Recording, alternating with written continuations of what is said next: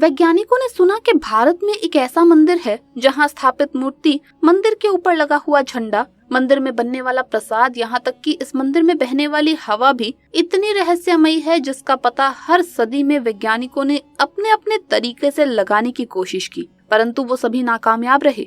यहाँ तक कि इस मंदिर को कई आक्रमणकारियों ने लूटा और नष्ट किया, परंतु ये मंदिर फिर से खड़ा हो गया। इस मंदिर के हर कोने में ऐसे कई चमत्कार होते हैं जिसे सुनकर वैज्ञानिकों के मन में भी एक बार फिर से इस मंदिर से पंगा लेने का ख्याल आया और वो पहुंच गए इस मंदिर के पास। परंतु जैसे ही उन्होंने इस मंदिर के अंदर घटने वाली चमत्कारी घटनाओं को अपनी आंखों से देखा तो सबके होश उड़ गए और वो सोचने लगे कि आखिर क्यों हमने इस मंदिर से पंगा लिया। उनके सामने ऐसे ऐसे चमत्कार हुए जिसे देखकर वो अपनी विज्ञान की पढ़ाई तक भूल गए और ये सोचने लगे कि आखिर ये क्या हो रहा है। बाद में कुछ तो इस मंदिर के भक्त बन गए और कुछ इस मंदिर से भाग निकले। आखिर क्या है ये मंदिर और ऐसा क्या है इस मंदिर का रहस्य जिसे पूरी दुनिया के वैज्ञानिक भी मिलकर सुलझा नहीं पाए। नमस्कार दोस्तों, स्वागत है आप सभी का हमारे YouTube चैनल पर। वीडियो अगर आपको अच्छी लगे तो इसे लाइक और शेयर जरूर कीजिएगा और साथ ही चैनल को सब्सक्राइब करके बेल आइकन को प्रेस करना मत भूलिएगा। वीडियो में आगे बढ़ने से पहले एक बार सच्चे दिल से कमेंट बॉक्स में जय जगन्नाथ जरूर लिखिएगा। तो चलिए इस वीडियो को शुरू कर लेते हैं।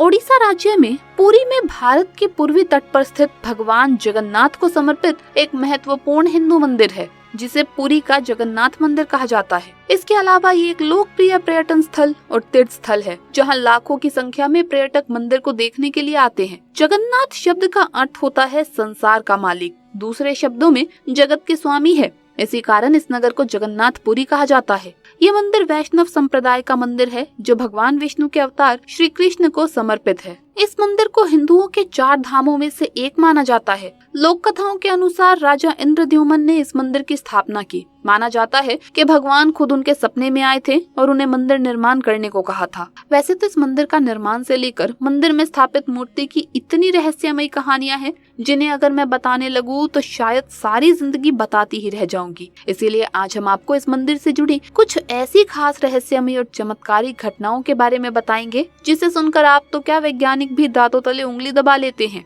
जब आप इस मंदिर के ऊपर लगे झंडे को देखेंगे तो आपको ये सामान्य लगेगा, लेकिन जब आप इसे ठीक से देखेंगे तो आपको पता चलेगा कि ये झंडा समुद्र की तरफ से आती हुई हवाओं की विपरीत दिशा में लहराता है। मंदिर के ऊपर लगा झंडा ही विज्ञान को चुनौती देने के लिए काफी है और जिसका रहस्य आज तक वैज्ञानिक नहीं सुलझा पाए। ये झंडा जिस चक्र पर लगा है वो अष्ट धातु से बना है। इसे नील चक्र के नाम से जाना जाता है, लेकिन इसकी विशेषता ये है कि पुरी के किसी भी स्थान से खड़े होकर इस चक्र को देखेंगे तो हमेशा आपको अपने सामने ही ये दिखाई देगा। ये वास्तव में आश्चर्य का विषय है जो इसे खास भी बनाता है। मंदिरों पर लगा ये चक्र कई फीट ऊंचा है और 1 टन से भी ज्यादा भारी है। इस चक्र के पीछे की इंजीनियरिंग भी एक रहस्य है। आप मंदिर के किसी भी हिस्से में खड़े हो जाएंगे, आपको ऐसा लगेगा कि मंदिर का चक्र आप ही की तरफ घूमा हुआ है। दोस्तों, आपको जानकर आश्चर्य होगा कि मंदिर के ऊपर ना कभी कोई प्लेन उड़ता है और ना ही कोई पक्षी इस मंदिर के ऊपर से गुजर पाता है। सब आसपास मंडराते हैं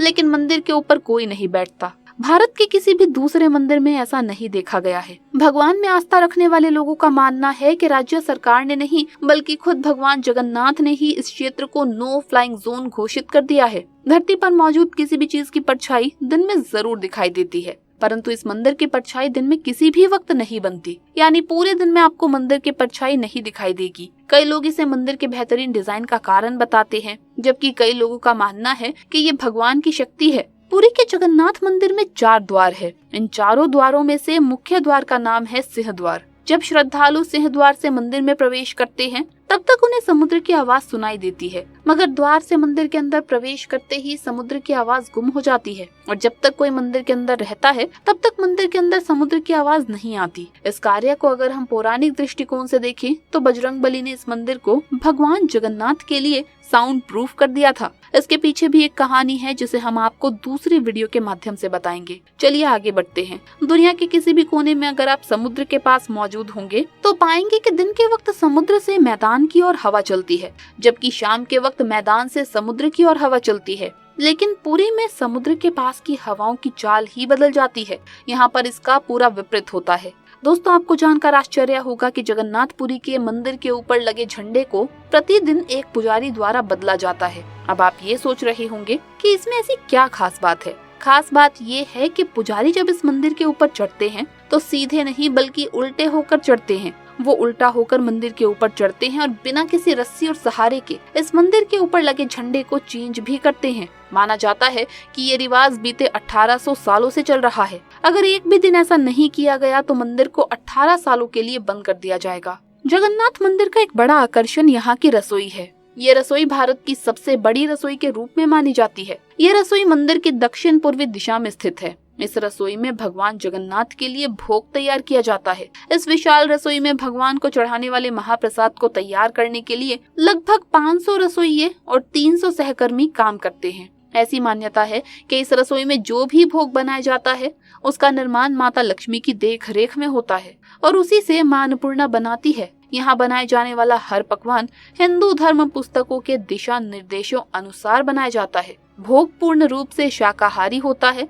भोग में किसी भी रूप में प्याज व लहसुन का प्रयोग नहीं किया जाता। भोग निर्माण के लिए मिट्टी के बर्तनों का उपयोग किया जाता है। रसोई के पास 2 कुएं हैं जिन्हें गंगा व यमुना कहा जाता है। केवल इनसे निकलने वाले पानी से ही भोग का निर्माण किया जाता है। रसोई में पकाने के लिए भोजन की मात्रा पूरे वर्ष एक सी ही रहती है। प्रसाद की एक भी मात्रा कभी व्यर्थ नहीं जाती। चाहे कुछ हजार लोग हो या 20 लाख लोग, प्रसाद कभी भी कम नहीं पड़ता, ना ही कभी व्यर्थ जाता है। मंदिर में भोग पकाने के लिए 7 मिट्टी के बर्तनों को एक दूसरे के ऊपर रखा जाता है और लकड़ी पर इसे पकाया जाता है। कहते हैं कि जब भगवान श्री कृष्ण ने देह त्याग दी थी तो अंतिम संस्कार के बाद उनका पूरा शरीर पंच तत्वों में विलीन हो गया, लेकिन दिल असामान्य इंसान की तरह धरा पर रहा। ये आज भी जगन्नाथ मंदिर की मूर्ति में मौजूद है। भगवान के इस हृदय को ब्रह्म पदार्थ कहा जाता है। 12 सालों के बाद जब जगन्नाथ जी की मूर्ति बदली जाती है तो इस ब्रह्म पदार्थ को पुरानी मूर्ति से निकालकर नई मूर्ति में रखा जाता है।